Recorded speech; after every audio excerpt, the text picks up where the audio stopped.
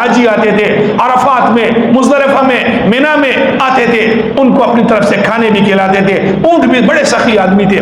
اللہ کا کرنا یہ ہوا، ان کے مقابلے میں یمن میں ایک گورنر تھا، حبشہ کے ماتحت تھا، ابرہہ نام تھا۔ اس بدبخت نے کہا کہ یہ بیت اللہ تو بڑی کمائی کا ذریعہ ہے، لوگ وہاں جاتے ہیں اور اپنے پیسے بھی لے جاتے ہیں، سونے چاندی بھی لے جاتے ہیں، اونٹ اور گائے بکری بھی نظر کرتے ہیں، تو میں بھی یمن میں اپنا ایک بیت کعبہ بناؤں گا۔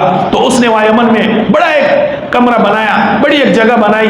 خدا کی قدرت یہ ہو گئی، جب اس نے بنائی لوگوں کو بولا آ جاؤ عربوں کا کعبہ چھوڑ دو اور اس کعبے میں آ جاؤ، لیکن لوگ پھر بھی بیت اللہ کی طرف آتے تھے۔ خدا کا کرنا یہ ہوا، چند عرب گئے، چند 8-10 جوان تھے، انہوں نے اس کے کعبے میں جو اس نے یمن میں بنایا تھا اس میں رات کو پاخانہ کر کے اور پورے دیواروں پر ملا۔ قدرتی سائڈ میں ایک قافلہ بیٹھا تھا، ان سے کوئی چنگاری اڑی اور پورے اس کا جو کعبہ تھا اس سب کو جلا دیا۔ ابرہہ غصے میں آیا اور اس نے اپنے لشکر کو تیار کیا کہ میں عربوں کے کعبے کو گراؤں گا، عربوں کے بیت اللہ کو گراؤں گا۔ طائف کے راستے سے آیا، طائف جب پہنچا لوگوں سے پوچھا بتلاؤ کعبہ کہاں ہے، کعبہ کہاں ہے، بتاؤ راستہ کون سا ہے، لوگ نہیں بتانے کے لیے تیار۔ ابو رغال نامی بخاری شریف میں آتا ہے، اشارہ دیا امام بخاری نے، ابو رغال نامی ایک بدبخت تھا، اس نے کہا کہ میں راستہ بتاتا ہوں۔ جب راستے میں چل پڑا اللہ نے اس کو ایک بیماری لگائی، یا ایک پتھر اس کو لگا یا ایک تیر اس کو لگا، وہ ابو رغال مر گیا۔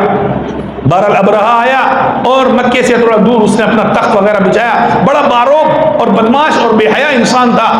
اس نے کہا جو بھی عربوں کے اونٹ نظر آئے، جو بھی عربوں کے جو ہے بکریاں نظر آئے، عربوں کی جو بھی جانور نظر آئے اس کو غنیمت کے طور پر لے لو۔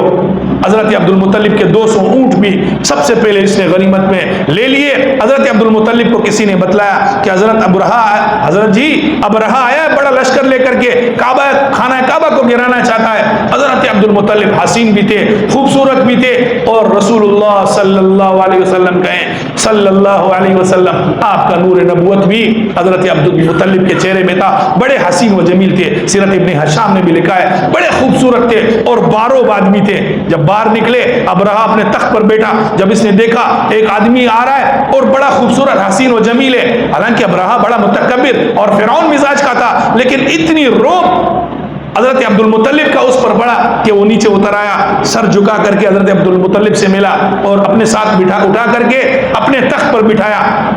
ابرہہ نے دل میں سوچا اگر یہ مجھ سے کہے گا کہ واپس ہو جاؤ، خانہ کعبہ کو مت گراؤ، تو میں نہیں گراؤں گا۔ تو اس نے بات کی حضرت عبد المطلب سے کہ میں تو آیا ہوں تمہارا خواب خانہ کعبہ گرانے کے لیے، بیت اللہ کے لیے، آپ کیا کہتے ہو؟ اس نے کہا بھائی بات یہ ہے میں تو آیا ہوں اپنے 200 اونٹ میرے آپ نے کیا کیے، آپ نے غصب کیے، آپ نے لیے، میں تو اپنے 200 اونٹ لینے آیا ہوں۔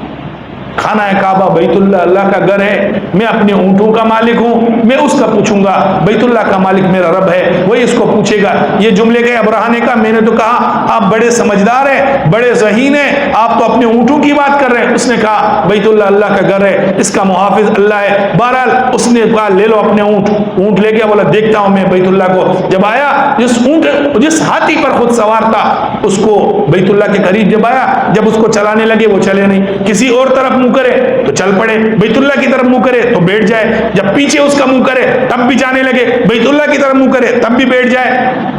اللہ نے اسی ٹائم جدہ کی طرف سے دریا سے اللہ نے ایک پرندے بھیجے ابابی، اور ان کے پاس 3 کنکر تھے، بخاری شریف میں آتا ہے، ایک منہ میں، ایک پاؤں میں، ایک دوسرے پاؤں میں۔ یہ 3 کنکر جس آدمی پر ڈلتے تھے، جس آدمی کے سر پر لگتے تھے، نیچے تک نکل کر کے اس ہاتھی پر، اس اونٹ پر، اس گھوڑے پر لگ کر کے زمین تک نکل جاتے تھے، وہ مر جاتے تھے۔ یہ ڈرون حملے اللہ نے لوگوں کو بیچ کر کے، اسی ابابیل کو بیچ کر کے قرآن میں اللہ نے اس کا ذکر کیا۔